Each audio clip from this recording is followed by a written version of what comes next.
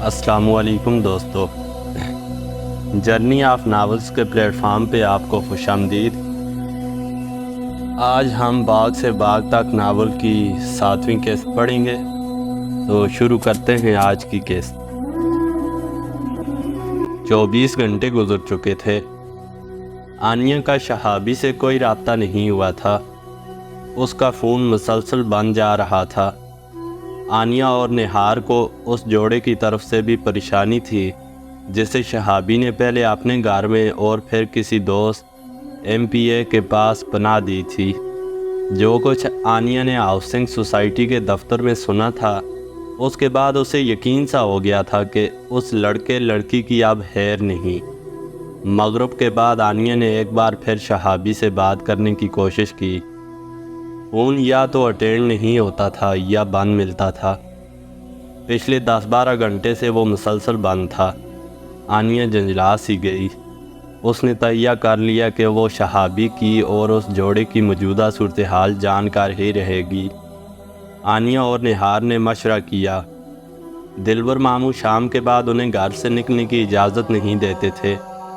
ان کا خیال تھا کہ شہر کے عمومی حالات ٹھیک نہیں ہیں۔ فیصلہ ہوا کہ نہار گھر میں ہی رہے گی اور کمرے کو اندر سے بند کر کے لائٹ آف کر دے گی۔ دلبر ماموں آئے تو یہی سمجھیں گے کہ دونوں لڑکیاں جلدی سو گئی ہیں۔ 9 بجے کے قریب آنیہ خاموشی سے نکلی اور ایک رکشہ پکڑ کر سیدھی زباب منزل شہابی کے گھر جا پہنچی۔ زباب منزل کی کچھ کھڑکیاں روشن اور کچھ تاریک نظر آ رہی تھیں، تاہم زیادہ تر گارڈن لائٹس آن تھیں۔ آنیہ کو امید تھی کہ یہاں وہ شہابی سے مل سکے گی اور اس سے پوچھ سکے گی کہ وہ اپنا فون بند کیے کیوں بیٹھا ہے۔ وہ اس ڈرے سہمے جوڑے کے انجام کے بارے میں بھی شہابی سے جاننا چاہتی تھی اور اگر ان کے بچاؤ کے سلسلے میں کچھ ہو سکتا تو کرنا چاہتی تھی۔ اس نے کال بیل کے بٹن پر انگلی رکھی۔ اسے تو عقل نہیں تھی کہ دروازہ کھولنے والا وہ شخص ہوگا جسے وہ ہرگز دیکھنا نہیں چاہتی تھی۔ وہ بڑی ہوئی شیو اور بکھرے بالوں والا راسو تھا۔ ذہ نصیب، آپ ہمارے غریب خانے پر تشریف لائیں۔ آ جائیے، وہ ایک طرف ہٹتے ہوئے بولا۔ شہابی کہاں ہیں؟ سب یہی ہیں، آپ اندر تو تشریف لائیں، اس نے کہا۔ آنیہ جھجکتی ہوئی اندر چلی گئی۔ راسو نے گیٹ کا چھوٹا دروازہ بند کیا۔ دونوں گراسی لان کے درمیان والی روش پر چلتے ہوئے اندرونی حصے میں آ گئے۔ آنیہ کو کچھ خاموشی سی محسوس ہوئی۔ زباب بیگم اور آیا حالہ کہاں ہیں؟ بھائی سب یہی ہیں، آپ ڈر کیوں رہی ہیں؟ اس نے بڑے اعتماد سے کہا اور آنیہ کو اندر لے آیا۔ آنیہ کی چھٹی آس نے اسے خطرے کا احساس دلایا۔ گیراج کی جانب کوئی گاڑی بھی نظر نہیں آئی تھی۔ گھر میں عجیب سی خاموشی تھی۔ راسم اور راسو رہائشی حصے کا داخلی دروازہ بند کر چکا تھا۔ کسی قریبی کمرے سے ٹی وی چلنے کی آواز آ رہی تھی۔ وہ لیونگ روم کے صوفوں کی طرف اشارہ کرتے ہوئے بولا، آپ گھبرائیے نہیں، بیٹھیے، میں آپ کو ساری بات بتاتا ہوں۔ آنیہ کا دل شدت سے دھڑکنے لگا تھا۔ وہ ایک صوفے کے کنارے پر بیٹھ گئی۔ راسو بظاہر شائستہ لہجے میں بولا، ادرا کی متاثرہ ٹانگ میں 5-6 روز سے شدید درد ہے۔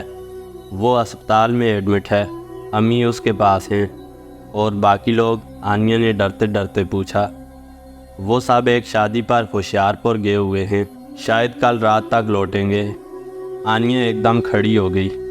اچھا تو میں چلتی ہوں۔ اوہو بھئی، چلی جائیے گا، لیکن جس کام سے آئی ہیں وہ تو کرتی جائیے۔ شہابی سے تو مل لیں، اس نے چپتے ہوئے لہجے میں کہا۔ لیکن آپ تو کہتے ہیں کہ گھر میں کوئی اور نہیں، تو فون پر بات کر لیں۔ فون تو ان کا بند ہے۔ مجھے پتہ ہے کہ اس کا فون بند ہے اور شاید اسی لیے آپ کو چل کر یہاں آنا پڑا ہے۔ وہ عجیب انداز سے مسکرایا۔ اس کے دیکھنے کا انداز آنیہ کو کبھی بھی اچھا نہیں لگا تھا اور آج تو بالکل بھی نہیں لگ رہا تھا۔ وہی برمے کی طرح اندر تک گھستی ہوئی نگاہیں جن میں ایک طرح کی حسرت سی شامل رہتی تھی۔ آنیہ نے دروازے کی طرف قدم بڑھانا چاہا تو راسو نے اس کے کندھے پر ہاتھ رکھ دیا اور بولا، آپ گھبرائیں نہیں، 2 منٹ بیٹھ جائیں، میں شہابی سے آپ کی بات کرا دیتا ہوں۔ اس کا ایک دوسرا نمبر بھی ہے اور وہ کھلا ہے۔ اس نے اپنی جین کی جیب میں سے اپنا موبائل فون نکالا، اس پر ایک نمبر پریس کیا، چند سیکنڈ بعد بولا، ہیلو شہابی، تمہاری ایک بہت بڑی فین تم سے ملنے کے لیے آئی ہوئی ہیں، لو ان سے بات کرو، بہت پریشان ہیں۔ اس کے ساتھ ہی اس نے فون آنیا کی طرف بڑھا دیا۔ ہیلو شہابی، کہاں ہیں آپ؟ کوئی 100 کالز تو کی ہوں گی میں نے۔ دراصل ایک مسئلے میں پھنس گیا تھا، اس لیے دوسرا فون بند کرنا پڑا، شہابی نے کہا۔ آنیا نے ایک توقف کے بعد پوچھا، کہیں یہ وہ اسی لڑکے ظہیر اور نادیہ والا مسئلہ تو نہیں؟ دوسری طرف چند لمحوں کے لیے سناٹا سا چھا گیا۔ پھر شہابی نے پوچھا، تم یہ کیوں کہہ رہی ہو؟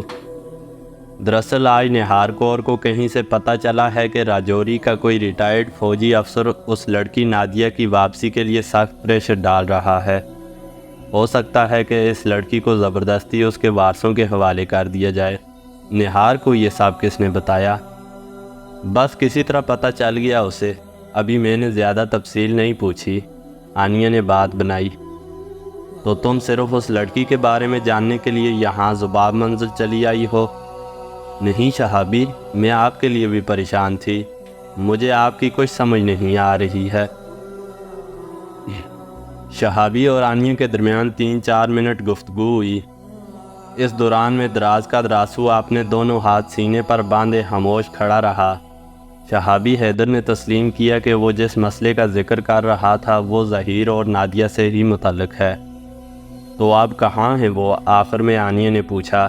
وہ شہابی کے لیے اپنی ناپسندیدگی بمشکل چھپا رہی تھی۔ انہیں نکال دیا ہے؟ کیا مطلب؟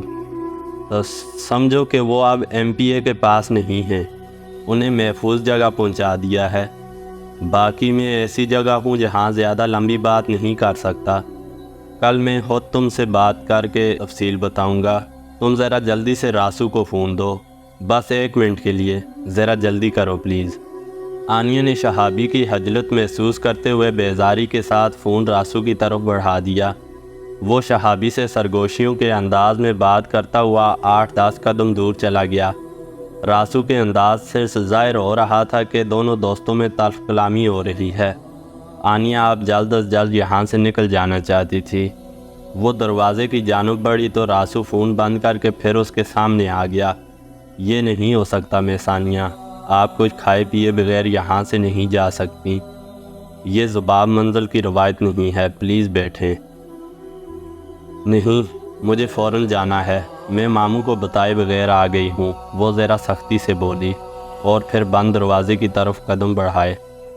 اس بار راسو نے اس کی کلائی تھام لی۔ کھلے گریبان سے اس کے سینے کے گنے سیاہ بال جھانک رہے تھے اور وہی سگریٹ نوشی کی بو باس۔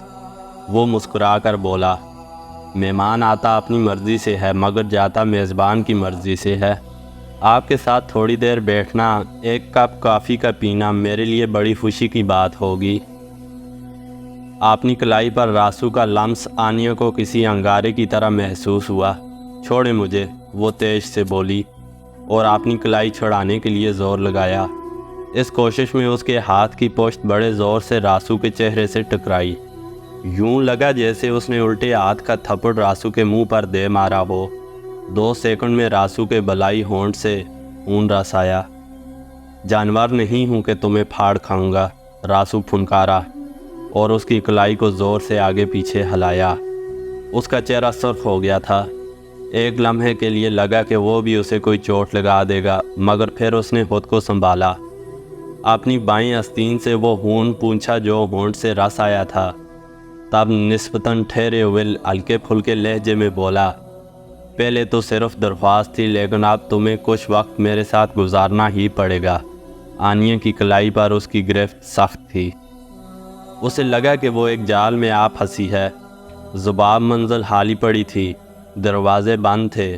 وہ ملتجی لہجے میں بولی، میں سوری بولتی ہوں، میں نے جان کے نہیں مارا، پلیز مجھے جانے دو۔ وہ مسکرایا، شاید تم وقت گزارنے والی بات سے ڈر گئی ہو، کوئی غلط مطلب مت لو، بس ایک ساتھ بیٹھیں گے، کافی پئیں گے، تھوڑی سی باتیں کریں گے، پھر میں تمہیں خود باہر تک چھوڑ کر آؤں گا۔ बड़े दिनों से हसरत थी कि कहीं अकेले में तुम्हारे साथ बैठूं, तुम्हें बड़े इत्मीनान से देखूं और समझने की कोशिश करूं कि तुम्हारा चेहरा क्यों इतना जाना पहचाना सा लगता है। आनिया को उसकी बातों से डर लगने लगा। उसके होंठ खुश्क हो रहे थे। आ जाओ ना प्लीज़, यहाँ खिड़की के पास बैठते हैं। लान की सारी फुलवारियाँ, फव्वारे और रोशनियाँ नज़र आ रही हैं। मैं तुम्हारे लिए कॉफ़ी बनाता हूँ। उसने पहले ज़रा आराम से और फिर सख्ती से उसे दीवार गिर खिड़की की तरफ खींचा। उफ़ प्लीज़, मुझे दर्द हो रहा है मेरी कलाई। उसने गिरफ्त ज़रा नरम कर दी और उसे खिड़की के करीब रखी खूबसूरत मेज़ के सामने बिठा दिया। आनिया ने सोचा कि मज़ाहमत का रवैया इस जज्बाती शख्स को सख्ती की तरफ माइल कर सकता है। उसने रेस्ट वॉच देखी और फिर सवालिया नज़रों से उसका चेहरा तकने लगी। कॉफ़ी के साथ क्या लाऊं? वो बोला। शहाबी ने बताया था कि तुम्हें आलू के चिप्स बहुत पसंद हैं। इस वक्त कुछ नहीं, बल्कि कॉफ़ी भी नहीं, वो मनमनाई। मैं आधा कप चाय पी लूँगी। वो सामने ही वाक़े किचन में दाखिल हो गया। आनिया ने मुड़कर दरवाज़े की तरफ देखा। वो मुक़फ़िल था और चाबी आसपास कहीं नज़र नहीं आ रही थी। फिर उसका ध्यान अपने मोबाइल फ़ोन की तरफ गया। क्या वो किसी तरह निहार या मामू दिलबर को इस नागहानी मुसीबत से आगाह कर सकती थी? वो सोच ही रही थी जब रासू ने किचन का दरवाज़ा पूरा खोल दिया। अब वो उसकी कोई भी हरकत देख सकता था। आनिया की हथेलियाँ पसीने से तर हो गईं। वो दिल में दुआया कलमात दोहराने लगी। ज़ुबाब मंजिल बिल्कुल खाली थी। जो एक दो मुलाजिम थे, गालिबन वो छुट्टी पर थे। कुछ ही देर बाद वो चाय के दो गर्मा गर्म कप और चिप्स लेकर आनिया के सामने मेज़ पर बैठा था। आनिया ने पलकें झुका रखी थी और चाय के छोटे छोटे सिप जहर मार कर रही थी।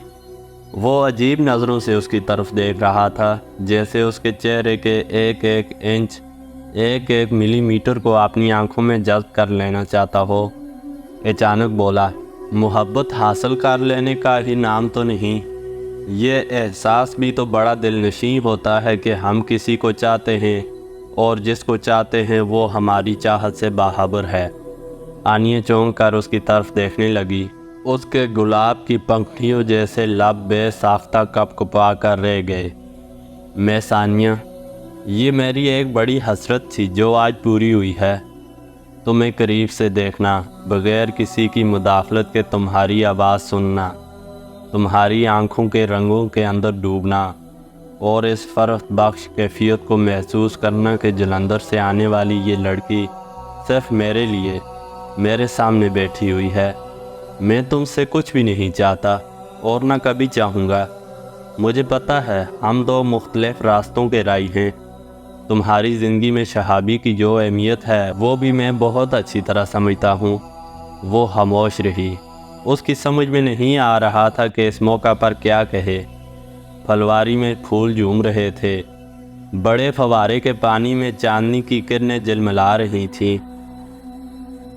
उसने आनिया के खूबसूरत हाथ पर नरमी से अपना हाथ रखा। मुझसे डर तो नहीं आ रहा? रासू ने पूछा। आनिया ने पलकें झुकाईं और बेसाख्ता कह गई, पहले आ रहा था मगर अब नहीं। मैं इस मुलाकात को हमेशा याद रखूँगा, सारी ज़िंदगी। आपने आखिरी दो अल्फाज पर वो खुद ही हंस दिया। सारी ज़िंदगी, और ज़िंदगी पता नहीं कितनी है। वो इससे कुछ पूछना चाहती थी मगर फिर उसे ये सब कुछ बेफ़ायदा लगा। वो एक बार फिर उठने के लिए बेचैन नज़र आने लगी। रासू ने अपना हाथ आदतन सिगरेट के पैकेट के लिए अपनी जेब की तरफ बढ़ाया मगर फिर आनिया की मौजूदगी को महसूस करके रुक गया। आनिया ने एक नज़र उस पर डाली। गार्डन लाइट उसके चेहरे की एक साइड को रोशन कर रही थी। इन लम्हों में वो उसे इतना बुरा नहीं लगा जितना लगा करता था। शायद वजह यह थी कि वो इस घर में यकसर तन्हा होने के बावजूद अब तक अखलाक के दायरे में रहा था। उसने अपना बायां हाथ अब भी आनिया के कोमल हाथ पर रखा हुआ था। फिर उसने हाथ को अपनी खरदरी गिरफ्त में लेकर हौले से दबाया और गहरी सांस लेकर बोला, याद रखना कि कोई तुम्हें चाहने लगा था। اس کی زندگی میں تمہاری بہت اہمیت ہو گئی تھی۔ چلو آؤ، تمہیں باہر تک چھوڑ آؤں۔ وہ اپنی جگہ سے اٹھ کھڑا ہوا۔ آنیا کو یوں لگا جیسے مدتوں کی قید تنہائی کے بعد کسی نے اس کی زندان کا دروازہ کھول دیا ہو۔ ابھی وہ لان کی طرف آ ہی رہے تھے کہ آٹومیٹک رائفل کی زبردست تڑ تڑ سنائی دی۔ یہ ایک لمبا برش تھا جو کہیں پاس ہی چلایا گیا تھا۔ راسو بے طرح ٹھٹک گیا۔ آنیا کو وہیں چھوڑ کر وہ تیزی سے باہر لان میں آیا۔ یہی وقت تھا جب دوسرا برش چلا۔ اب آواز کی سمت اور فاصلے کا بھی درست اندازہ ہوا۔ یہ برش کم و بیش 2 فرلانگ کی دوری پر چلے تھے۔ اسی دوران میں سنگل فائر بھی شروع ہو گئے، جیسے 2 گروپ ایک دوسرے پر گولی چلا رہے ہوں۔ راسو نے جلدی سے موبائل نکالا اور کسی سے بات کرنے لگا۔ اس کے چہرے پر اضطراب صاف محسوس کیا جا سکتا تھا۔ تب وہ کمرے میں آ کر ایک الماری کی طرف گیا اور کوئی چیز اپنی شرٹ کے نیچے چھپائی۔ آنیا کو یہی لگا کہ وہ کوئی ہتھیار وغیرہ ہے۔ اس کے خوف میں اضافہ ہو گیا۔ اسی دوران میں راسو کے موبائل پر کال آ گئی۔ ایک بار پھر اس نے تیز سرگوشی کے لہجے میں چند فکروں کا تبادلہ کیا اور آنیا کی طرف آیا۔ کچھ کہے بغیر اس نے آنیا کا بازو تھاما اور لان سے گزر کر مین گیٹ کی طرف بڑھا۔ یہی وقت تھا جب کچھ ہی فاصلے پر کسی پولیس کار کا سائرن سنائی دینے لگا۔ راسو رک گیا۔ یہ کیا ہو رہا ہے؟ آنیا نے ہراساں آواز میں قریباً چلاتے ہوئے پوچھا۔ وہ آنیا کو دوبارہ کمرے میں لے آیا۔ چند لمحے تک باہر کی آوازوں پر غور کرتا رہا، پھر مضطرب مگر ٹھہرے لہجے میں کہنے لگا، مین بازار کے بڑے چوک کے پاس کچھ گڑبڑ ہو گئی ہے۔ شاید 1-2 بندے مر بھی گئے ہیں۔ ابھی ہمارا باہر نکلنا ٹھیک نہیں۔ اس نے دیوار گیر کھڑکی کے پٹ بند کر دیے، 2 قریبی کمروں کی روشنیاں بجھا دیں اور ٹیبل پر رکھے ہوئے چائے کے برتن بھی کچن میں پہنچا دیے۔ آنیا ڈری سہمی سی صوفے پر بیٹھ گئی۔ اس کا سر چکرا رہا تھا۔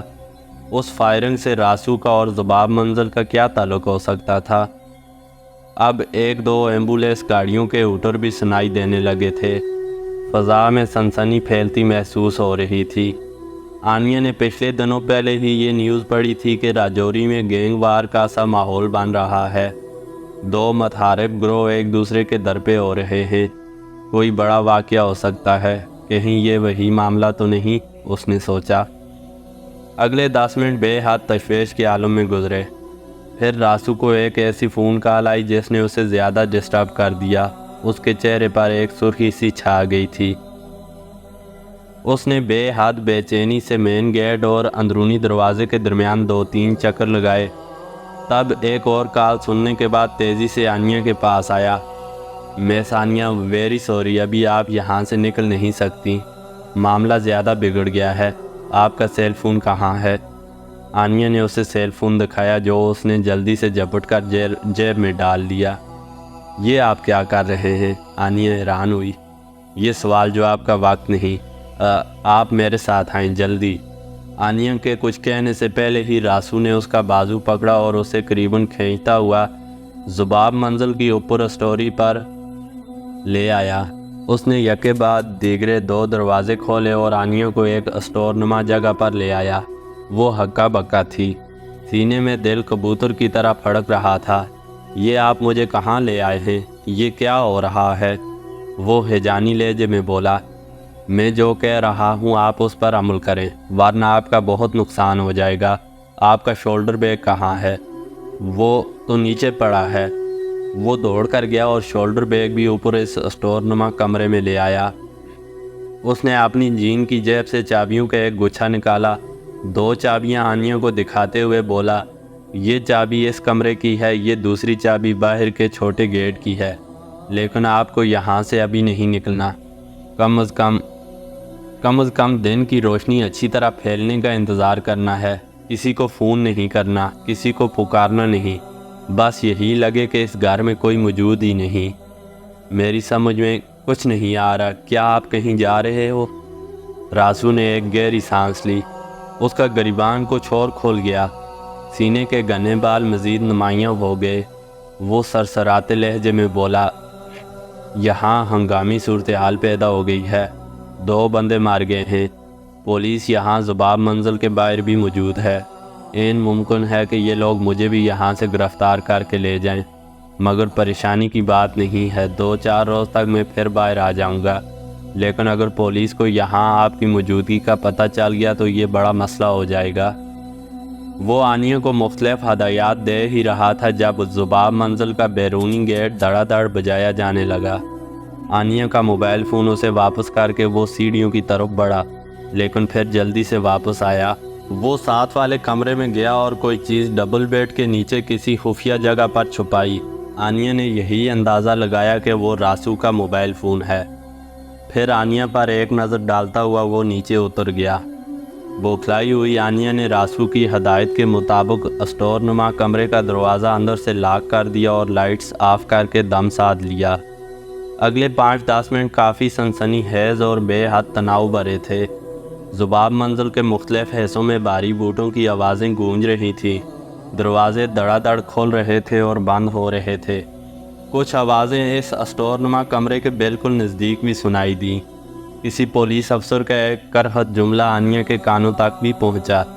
وہ غالباً راسو سے ہی پوچھ رہا تھا کہ وہ لنگڑی کہاں ہے، اشارہ یقیناً اس سدرا نامی لڑکی کی طرف ہی تھا۔ اس سوال کے جواب میں جو کچھ کہا گیا وہ آنیا کے کانوں تک نہیں پہنچا۔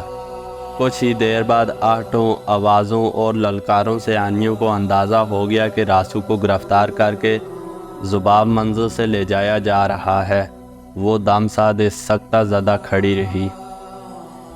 آنیا گہری تاریکی میں اس تنگ کمرے کے اندر ساکت و جامد بیٹھی تھی۔ اس کا گلا بالکل خشک ہو چکا تھا۔ راسو کی ہدایت کے مطابق اس نے اپنا فون بند کر دیا تھا۔ راسو کے حوالے سے وہ پہلے بھی کسی خوش فہمی میں مبتلا نہیں تھی، اور اب تو جو کچھ ہو رہا تھا وہ بے حد تشویشناک اور پرخطر تھا۔ وہ کہہ رہا تھا 2 بندے مر گئے ہیں، تو کیا ان ہلاکتوں سے اس کا کوئی براہ راست تعلق تھا؟ اس سے پہلے وہ کسی واردات کے شعبے میں پکڑا گیا تھا اپنی موٹر بائک سمیت، اور اس سے پہلے بھی خبر نہیں کیا کچھ کر چکا تھا۔ آنیا کو وہ واقعہ بھی یاد تھا جب وہ اپنے کسی زخمی ساتھی کا خفیہ طور پر علاج کرانا چاہتا تھا۔ فی الوقت آنیا کے نزدیک سب سے اہم سوال یہی تھا کہ وہ اس چھوٹے سے کمرے میں کب تک بند رہے گی۔ راسو کو اندیشہ تھا کہ اس کی گرفتاری کے بعد بھی پولیس ذباب منزل کے قریب موجود رہے گی، تو کیا وہ ساری رات یہیں بند رہ کر گزار دے گی؟ آنیا کے والد ایک بڑے وکیل تھے جلندھر، بلکہ پورے ضلع میں ان کو بڑی اچھی طرح جانا پہچانا جاتا تھا۔ چند لمحوں کے لیے آنیا کے جی میں آئی کہ وہ پاپا کو فون کرے اور اس ساری صورتحال کے بارے میں بتا دے۔ وہ والدہ سے زیادہ والد کے نزدیک تھی اور ان سے ہر طرح کی بات کر لیتی تھی۔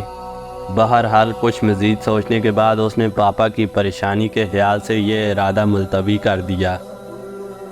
تب اس کا دھیان نہار اور دلبر ماموں وغیرہ کی طرف بھی چلا گیا۔ نہار یقیناً اس کے لیے پریشان ہونا شروع ہو گئی ہوگی، اسے کسی نہ کسی طرح اطلاع دینا ضروری تھا۔ ذباب منزل میں اب مکمل خاموشی تھی، بس کسی وقت کسی پالتو بلی کی میاؤں میاؤں سنائی دے جاتی تھی۔ 15-20 منٹ بعد آنیا نے تھوڑی سی ہمت کی اور راسو کی دی ہوئی چابیوں میں سے ایک چابی ہضمی قفل میں لگا کر اس اسٹور نما کمرے کا دروازہ کھول لیا۔ اس کا دل بے طرح دھڑک رہا تھا۔ کمرے سے باہر نکل کر اس نے دیکھا کہ دروازہ دیوار کا ہم رنگ تھا اور دیوار کی پینلنگ کا حصہ ہی دکھائی دیتا تھا۔ اسے علیحدہ سے دیکھنا آسان نہیں تھا۔ ارد گرد کے کمروں میں بے ترتیبی سی تھی۔ جاتے جاتے پولیس والوں نے کافی اکھاڑ پچھاڑ کی تھی، مختلف اشیاء یہاں وہاں بکھری ہوئی تھی۔ اس نے لابی کی لائٹس آن نہیں کی، اندھیرے میں ہی دھیان سے قدم رکھتی ہوئی ایک کشادہ سلائیڈنگ ونڈو کے پاس پہنچی۔ شیشے کے پار ذباب منزل کے سامنے والی سڑک کا کچھ حصہ اور 1-2 گلیاں نظر آتی تھیں۔ یہ دیکھ کر اس کے جسم میں سنسناہٹ دوڑ گئی کہ گلی کے موڑ پر ایک نیلی روشنی ریوالو کر رہی تھی۔ یقیناً یہ کسی پولیس کار یا جیپ کی روشنی ہی تھی۔ راسو کا اندیشہ درست تھا، پولیس یہاں موجود تھی۔ وہ بغیر آواز پیدا کیے دوبارہ سے اسٹور نما کمرے میں گھس گئی۔ تھوڑی دیر سوچ کر اس نے اپنا موبائل آن کیا اور جلدی سے ایک ٹیکسٹ میسج نہار کے لیے بھیج دیا۔ اس نے لکھا، میرے بارے میں فکر مند ہونے کی ضرورت نہیں، میں یہاں ایک مشکل میں ضرور پھنس گئی تھی، لیکن اب بالکل خیریت سے ہوں۔ صبح 8-9 بجے تک واپس آ جاؤں گی۔ فی الحال میرا فون بند رکھنا ضروری ہے، اگر ممکن ہوا تو رات کو کسی وقت کال کروں گی۔ خدا حافظ۔ میسج بھیج کر اس نے فون دوبارہ آف کر دیا۔ اس کا دھیان ایک بار پھر شہابی اور اس سے ہونے والی گفتگو کی طرف چلا گیا۔ پتہ نہیں وہ کہاں چھپا بیٹھا تھا، نہ جانے کیوں آنیا کو لگنے لگا تھا کہ وہ جھوٹ بھی بولتا ہے۔ وہ کہہ رہا تھا کہ اس نے ظہیر اور نادیہ کو MPA کے گھر سے نکال دیا ہے۔ اس کا لہجہ اس کا ساتھ نہیں دے رہا تھا۔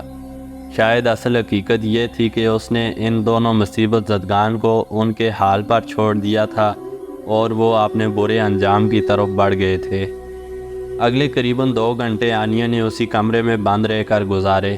سینکڑوں ہی وسوسے اس کے ذہن میں کلبلا رہے تھے، مگر پھر دھیرے دھیرے اس کا خوف کم ہونے لگا۔ رات کے قریباً 1 بجے کا عمل تھا۔ ذباب منزل میں مکمل خاموشی تھی۔ کم از کم اتنا تو اندازہ ہو رہا تھا کہ اس عمارت کے اندر کوئی پولیس والا موجود نہیں ہے۔ اس نے ایک بار پھر ہمت کی اور باہر نکل آئی۔ تاریک لابی میں سے دیکھا، سڑک کے موڑ پر پولیس کی موجودگی کو اب بھی رد نہیں کیا جا سکتا تھا۔ بہرحال نیلی لائٹ اب دکھائی نہیں دے رہی تھی۔ وہ آہستہ آہستہ چلتی ہوئی اس مستطیل بیڈ روم کی جانب آ گئی جہاں راسو نے جاتے جاتے کچھ چھپایا تھا۔ تجسس سے مجبور ہو کر وہ گھٹنوں پر جھک گئی اور بیڈ کے نیچے جھانکنے لگی۔ کئی منٹ کی کوشش سے وہ بیڈ کے نچلے حصے میں ایک چھوٹا سا چور خانہ ڈھونڈنے میں کامیاب ہو گئی۔ اس خانے میں کچھ اشیاء موجود تھیں۔ سب سے پہلے آنیا کی نظر سیاہ رنگ کے کولٹ پسٹل پر پڑی۔ وہ فلی لوڈڈ تھا۔ پسٹل کے پاس ہی راسو کا موبائل فون بھی رکھا تھا۔ غالباً یہی دونوں اشیاء تھیں جو گرفتاری سے پہلے راسو نے یہاں رکھی تھیں۔ اس نے موبائل نکالا، وہ آن تھا مگر سائلنٹ پر لگا ہوا تھا۔ اس پوشیدہ خانے میں تھوڑی سی جیولری نظر آ رہی تھی، کسی گاڑی کی رجسٹریشن بک تھی اور ڈارک براؤن کور والی ایک ڈائری تھی۔ آنیا نے وہیں قالین پر بیٹھ کر راسو کے موبائل فون پر نگاہ دوڑائی۔ راسو اور شہابی کے بارے میں جاننے کی شدید خواہش اس میں موجود تھی۔ اس نے کال لاگ چیک کی، پھر پیغامات دیکھے۔ 3-4 آخری پیغامات نے اسے چونکایا۔ غالباً راسو جلدی میں انہیں ڈیلیٹ نہیں کر سکا تھا۔ کل رات 9 بجے راسو نے اپنے کسی دوست شادے کو ٹیکسٹ میسج بھیجا تھا۔ میری اطلاع کے مطابق لڑکی نادیہ کی طبیعت خراب ہے۔ نادیہ اور ظہیر تھوڑی دیر میں کلینک جانے کے لیے نکلیں گے۔ MPA صاحب کا گارڈ اور ڈرائیور ساتھ ہوگا۔ یہ بہترین موقع ہے، تم تیار رہو، میں آ رہا ہوں۔ قریباً 2 گھنٹے بعد رات 11 بجے راسو نے ایک مبہم سا پیغام اپنے کسی جاننے والے یا دوست شکیل اسنوکر کو ارسال کیا تھا۔ دونوں پنچھی چیل کے جھپٹے سے بچ گئے ہیں، ہمارے پاس ہیں، بالکل خیریت سے ہیں، سمجھو کہ چہچہا رہے ہیں، تھینکس گاڈ۔ قریباً 15 منٹ بعد 11:15 بجے یکے بعد دیگرے شہابی کی 3 کالز راسو کے اس نمبر پر آئی تھیں جو اس نے اٹینڈ نہیں کی تھیں۔ پھر شہابی کا ٹیکسٹ میسج راسو کے لیے آیا تھا، تم سور کی اولاد ہو، مجھے پتہ ہے جو کیا ہے تم نے کیا ہے، تمہاری یہ پائے ہم سب کو لے ڈوبیں گی۔ اس کنجر اروڑا نے سب سے پہلے میرا ٹیٹوا ہی دبانا ہے، اور اگر اسے ثبوت مل گیا کوئی نہ تو یاد رکھو وہ تمہاری بھی ساری اگلی پچھلی کسر نکال دے گا، لعنت ہو تم پر۔ آخری میسج آج صبح سویرے کا تھا اور یہ راسو نے شہابی کو بھیجا تھا، فکر نہ کرو کچھ نہیں ہوگا، اور اگر کوئی مشکل آئی بھی تو خود پر لے لوں گا۔ ان پنچھیوں کو دردناک انجام سے بچا کر جو راحت ملی ہے اس کے بدلے میں 2-4 ہڈیاں بھی تڑوانا پڑیں تو گھاٹے کا سودا نہیں۔ یہ پیغامات دیکھ کر جیسے ایک تصویر سی آنیا کی نگاہوں کے سامنے مکمل ہو گئی۔ اسے یہ جان کر حیرت ہو رہی تھی کہ ظہیر اور نادیہ کو واقعی MPA انوار کے گھر سے نکال لیا گیا ہے اور اروڑا وغیرہ سے دور کر دیا گیا ہے، مگر یہ کام شہابی حیدر نے نہیں راسو نے کیا تھا، اور ابھی تھوڑی دیر پہلے راسو کی جو گرفتاری عمل میں آئی تھی اس کے پیچھے بھی غالباً اس کی یہی سنگین کارروائی تھی۔ لگ یہی رہا تھا کہ ابھی 2.5-3 گھنٹے پہلے مین بازار میں جو فائرنگ ہوئی ہے وہ پولیس اور راسو کے ساتھیوں میں ہوئی ہے۔ شاید راسو کا کوئی ساتھی پولیس کے ہتھے بھی چڑھا تھا اور اسی وجہ سے پولیس چند منٹ میں دندناتی ہوئی ذباب منزل پہنچ گئی تھی۔ مقامی پولیس اور راسو کے تعلقات پہلے بھی کچھ زیادہ اچھے نہیں لگتے تھے۔ یہ شخص عجیب سا گورکھ دھندا تھا۔ ایک دن نہار کور نے یہ خیال بھی ظاہر کیا تھا کہ شاید اس کا تعلق کسی تنظیم وغیرہ سے ہے۔ ممکن تھا کہ وہ اپنے اسنوکر کلب والی مصروفیات کو صرف ایک آڑ کے طور پر استعمال کرتا ہو۔ آنیا نے راسو کے موبائل فون میں مزید جھانکا۔ وہ جو اسنوکر کلب چلا رہا تھا اس کی کچھ تصاویر تھیں۔ کچھ تصویریں اس کے قریبی دوستوں کی تھی۔ وہ بھی اسی کی طرح اپنے حلیے سے بے پرواہ اور آوارہ گرد نظر آتے تھے۔ چند پیغامات ایسے تھے جن میں کسی اچھے کھلونے کا ذکر کیا گیا تھا۔ آنیا کو یہی لگا کہ کھلونے سے مراد کوئی ہتھیار وغیرہ ہے، اور جس بچے کے لیے کھلونا درکار ہے وہ خود راسو یا اس کا کوئی ساتھی ہے۔ کوئی 1 ماہ پرانی ایک تصویر دیکھ کر وہ بری طرح چونکی اور ایک بار پھر اس کے اندر راسو کے لیے ناپسندیدگی اور غصے کی لہر سی ابھری۔ یہ خود آنیا کی تصویر تھی اور راجوری میں اس کی پچھلی آمد کے موقع پر اتاری گئی تھی۔ آنیا فورٹ میں بڑی محبت سے ایک محرابی دروازہ دیکھ رہی تھی۔ اس کے بال منتشر تھے اور گلابی آنچل ہوا میں لہرا رہا تھا۔ یہ تصویر آنیا کی بے خبری میں اتاری گئی تھی۔ راسو کے موبائل میں موجود اس تصویر کے نیچے ایک شعر لکھا تھا: خطا تو جب ہو کہ ہم حال دل کسی سے کہیں، کسی کو چاہتے رہنا کوئی خطا تو نہیں۔ آنیا کا دل چاہا کہ تصویر کو ڈیلیٹ کر دے، مگر پھر اسے یہ مناسب نہیں لگا۔ اس نے موبائل اسی طرح چور خانے میں واپس رکھ دیا۔ اس نے گاڑی کی بوسیدہ رجسٹریشن بک دیکھی۔ اس میں بھی کچھ رسیدیں اور فوٹوگراف موجود تھے۔ ان میں سے 2 فوٹوز چونکا دینے والی تھیں۔ ایک فوٹو میں وہی ٹانگ سے معذور لڑکی سدرا نظر آ رہی تھی۔ اس کے ساتھ جو شخص نظر آ رہا تھا وہ یقیناً وہی کرنل اروڑا تھا جسے آنیا نے ہاؤسنگ سوسائٹی کے عالیشان آفس میں دیکھا تھا۔ اس نے سدرا کو اس کے لمبے بالوں سے پکڑا ہوا تھا اور بے دردی سے کھینچ کر کسی کمرے سے باہر لا رہا تھا۔ یوں لگتا تھا کہ وہ اس سے اپنے کمرے یا دفتر سے باہر دھکیل رہا ہے۔ دوسری کارڈ سائز تصویر بالکل مختلف منظر پیش کرتی تھی۔ اس میں کرنل اروڑا شادی کے لباس میں تھا اور اگنی کے پھیرے لے رہا تھا۔ حیرت انگیز طور پر جو دلہن اس کے ساتھ پھیرے لے رہی تھی وہ سدرا تھی۔ ادھیڑ عمر اروڑا کے چہرے پر فاتحانہ مسکراہٹ تھی، جبکہ کومل سی خوبرو سدرا مظلومیت کی تصویر نظر آتی تھی۔ آنیا چکرا سی گئی۔ یہ کیا ماجرا تھا؟ ایک مسلمان لڑکی کی شادی ایک ادھیڑ عمر ہندو سے؟ یہ کیسے ہو سکتا تھا کہ وہ اس شادی کے لیے ہندو ہو گئی ہو؟ یہ ناممکن تھا۔ پھر سدرا کی ٹانگ کا نقص، کم از کم ان تصاویر سے تو یہی اندازہ ہوتا تھا کہ تب سدرا کی ٹانگ ٹھیک ہی تھی۔ وہ سوچتی رہی۔ پھر ایک نیا خیال آنیا کے ذہن میں آیا۔ کہیں ایسا تو نہیں تھا کہ یہ سدرا پہلے ہندو ہو بعد میں مسلمان ہوئی ہو؟ مگر اتنی خوبصورت لڑکی کی شادی اتنی پکی عمر کے فوجی افسر سے؟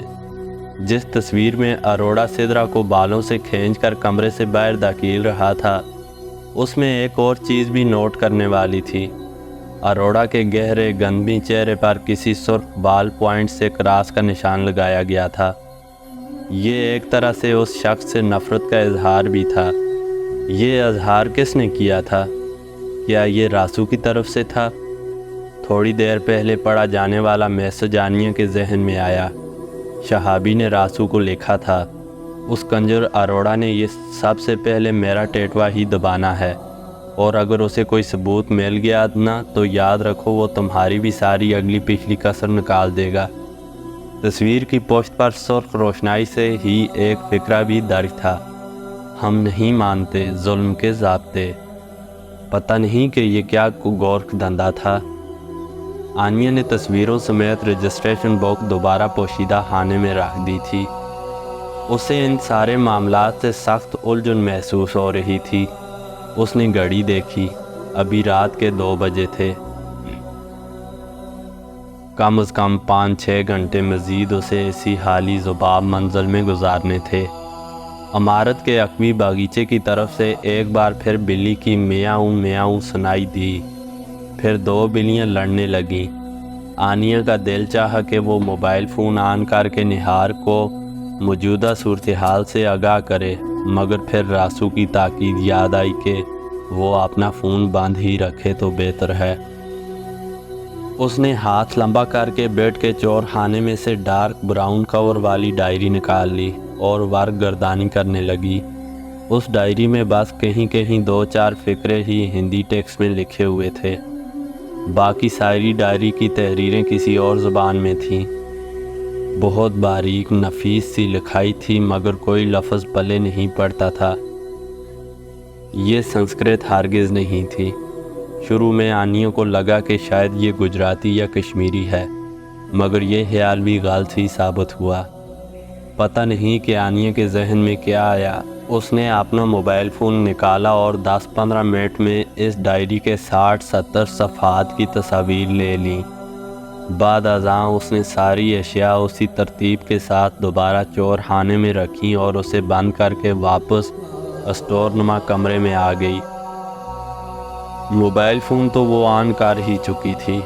اس نے حیران و پریشان نہار کور سے رابطہ کیا اور بڑی دھیمی آواز میں اسے ذباب منزل کی ساری صورتحال سے آگاہ کر دیا۔ گفتگو کے آخر میں نہار کور نے بے حد پریشان لہجے میں اسے مشورہ دیا کہ وہ صبح سویرے 5 اور 6 بجے کے درمیان وہاں سے نکلنے کی کوشش کرے، کیونکہ اس وقت رات بھر ڈیوٹی دینے والے پولیس اہلکار اپنی جگہ چھوڑ دیتے ہیں۔ پہلی بار نہار کور بھی خوفزدہ محسوس ہوئی تھی۔ یہاں کے سارے معاملات بہت بگڑے ہوئے لگ رہے تھے۔ جی تو دوستو، ہماری آج کی قسط یہاں پہ مکمل ہوتی ہے۔ تاریخ کے اوراق پر بکھری داستان کے مزید واقعات اگلی قسط میں سنیے گا آپ۔ تب تک کے لیے دیجیے مجھے اجازت۔ اللہ حافظ۔